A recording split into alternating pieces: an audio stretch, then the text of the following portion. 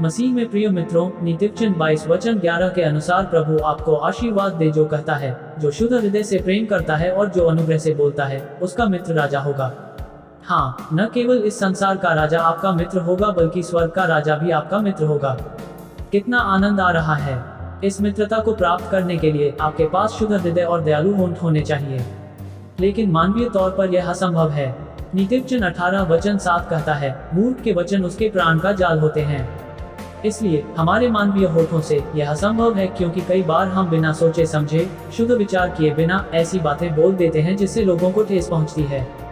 इससे हमारी आत्मा को भी ठेस पहुंचती है। इसीलिए कुलुसियों 4 वचन 6 में संत पौल कहते हैं, तुम्हारा भाषण हर समय नमक के समान दयालु और सुखद हो, ताकि तुम प्रेम से सत्य बोल सको। आपके और मेरे पास दयालु होंठ हो, इसके लिए हमें ईश्वर से प्रार्थना करनी होगी और उससे हमें ऐसे होंठ देने के लिए कहना होगा जैसे डेविड ने भजन 39 वचन 1 में ईश्वर से मांगा था। वह कहता है, हे प्रभु, मेरे मुंह पर पहरा बिठा दे, मेरे होठों के दरवाजे पर निगरानी रखो, मुझे बिना सोचे समझे बोलने से रोकने के लिए। इस प्रकार वह ईश्वर से प्रार्थना कर रहा है कि वह उसके होठों पर नजर रखे। इसीलिए दाऊद ने राजा शाऊल के पुत्र राजकुमार जोनाथन को अपना मित्र बनाया।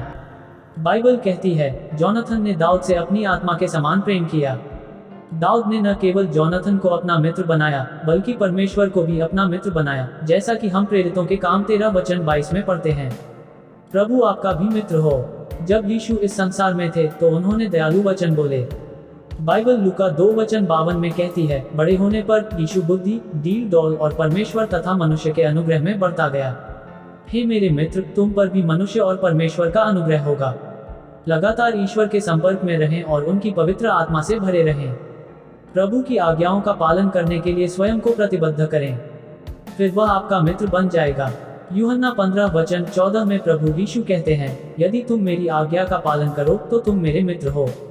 प्रिय मित्र, आज के वादे के अनुसार ईश्वर आपका मित्र हो। इस संसार के शासक और नेता आपके मित्र हों। प्रभु आपके होठों पर नजर रखे। प्रार्थना। प्रेमी प्रभु, मैं आपके खूबसूरत वादे के लिए आपको धन्यवाद देता हूँ। प्रभु, मैं प्रार्थना करता हूँ कि आप मुझे शुद्ध हृदय और दयालु होंठ प्रदान करेंगे।